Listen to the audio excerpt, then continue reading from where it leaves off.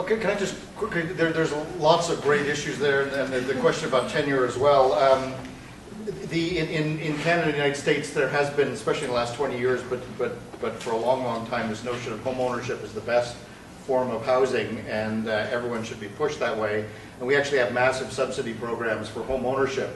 Now, when John mentioned that the Toronto Community Housing, their rule book on income testing for poor people is 200 pages. If you look actually at the single biggest housing program, the single biggest housing expenditure of the federal government, it's the non-taxation of capital gains exemption for ownership housing, which sounds really boring, but what it basically means is that if you own a house and you sell it, the profit you make on the sale of the house you don't have to pay taxes on, unlike all other capital gains that you make. The finance minister in January issued a report saying that he figures that cost the federal government last year $11.1 billion, which is about 5.5 times what the federal government spent on all of its affordable housing programs all across the country. And that particular program, you don't get income tested. It's not, in fact, the bigger your house and the more money therefore you have, the more benefit you get out of that particular program. So it's kind of a reverse situation that the richer you get, the fewer the income tests are, and the more money you get, the poorer you are. You get income tested to death, and you don't. But I just want to say about the tenure issue that I think it really is important to raise these issues. Here in Canada, next only to the United States, we have the lowest portion of social housing, and by social housing, I mean not just the what we used to call public housing, but also co-op, nonprofit, and other kinds of tenant-owned and tenant-managed housing. We have the lowest portion of any developed country in the world, and certainly, is Abby still? Yes, she's still here. When she talks about Hong Kong, I mean, it is a socialist paradise. I think it's got one of the highest rates of social housing, and countries like Netherlands, where 40% of the people live in social housing. In Canada, in Ontario, it's about 5% of our housing. So I think we do have to push the tenure options, and now is actually a good time to look at some of the issues that were raised around acquiring, for instance, distressed rental properties and converting them into some form of tenant ownership. It's actually a great time to do it because property is a little bit cheaper than it was before, so it makes a lot of sense from a number of perspectives. And we should be looking at those sorts of things. Lots of smart people are saying, and I'll just end with this point, but lots of smart people are saying this issue that the notion of home ownership really emerged out of the Second World War. And at the end of the Second World War, the idea that began to emerge was that when you are a young person, like Scott was describing, and you graduate into adulthood, there are two things that you're guaranteed. And this was the part of the promise after the Second World War. One is a job for life, and the other is a mortgage for life. Then your job will pay for your mortgage, and then when you retire, you've paid off your mortgage and you've got your house. And that was the dream, and lots of people bought into it. And the idea of a 35-year or 25-year mortgage was an okay idea if you actually had a job for life and you could afford to pay it. Nowadays, nobody has a job for life, but people still have mortgages for life, and they're getting strangled by their mortgages. So we do have to challenge this notion, which may have made sense to a certain extent in 1945 or 46, doesn't make any sense now. And the idea of making people commit for a huge portion of their life to pay off a financial debt doesn't make any sense these days. We need to rethink the tenure issues. Thank you. Philip? And I'd just like to say, well, I live in poverty, and I live alone, so I don't need to own a house. Okay, a house is too big for me. I don't need a house, and I never will need a house. And I think the government, we live in a rich country, and the government has always encouraged people to become homeowners, but it's not necessary for everybody to become a homeowner. You just have to have decent quality housing, and I think it's the homeowners who are pushing up housing, making it more expensive. So as long as this country has that kind of attitude that everybody has to be a homeowner, I think that's what's going to make housing more expensive. Yes.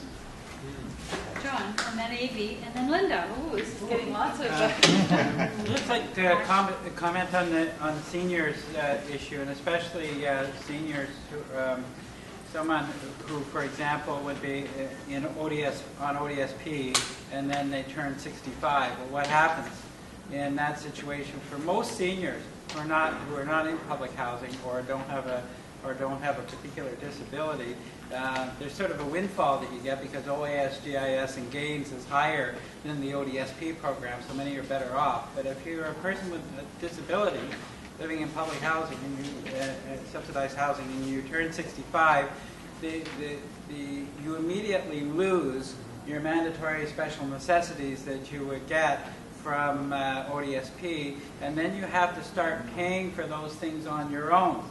Well, if you're paying for various different supplies that ADP doesn't pay for, or various other things, the 30% rental cost is actually, you don't get to deduct the amount that you're paying on your medical supplies from the amount where your rent is assessed. So in other words, you would pay out the amount from your old age security on medical supplies, and yet the 30% of rent is assessed on the whole thing.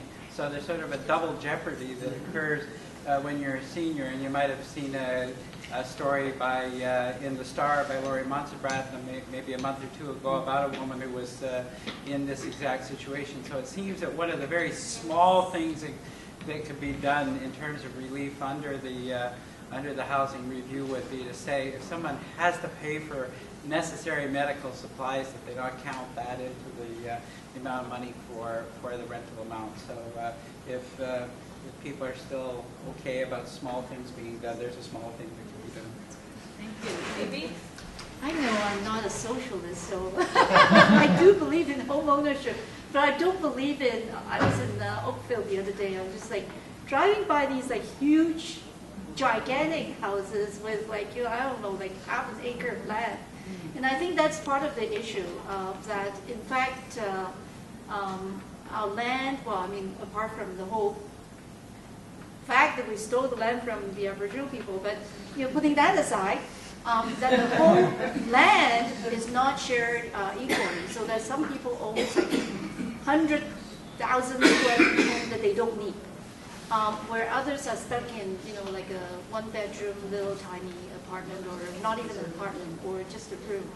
And I think that the home ownership appeals to me, not because I don't believe that we need the $1,000, whatever 1,000 square feet total for everyone, but I think that we need our own, I guess, a sense of security, right? And I guess maybe it's a Chinese thing as well, like, sort of like, you see a lot of families, they pool together resources, they call this is their home. And it's part, it's part of a piece that nobody can take so easily away from them. And, that goes to security, that goes to tenure, because, you're not subject to somebody else's rule, basically. You have your own space, and you decide what to do with it. And that goes to self-determination as well. But how do you go about doing it in a way that is equitable? That is the big question. And unfortunately, we are stuck with a very inequitable society, and trying to then, on top of it, impose all these solutions that we want to talk about today. And so, without addressing the underlying problems, that's capital gain issue, or all these other issues around why there are some people, like 1% of people, making like sort of like 90% of the income, or owning like 99% of the wealth. That's part of the problem that is beyond the housing issue. But it's but at the same time, I think whatever it is that we can do to create security for people is always a good idea.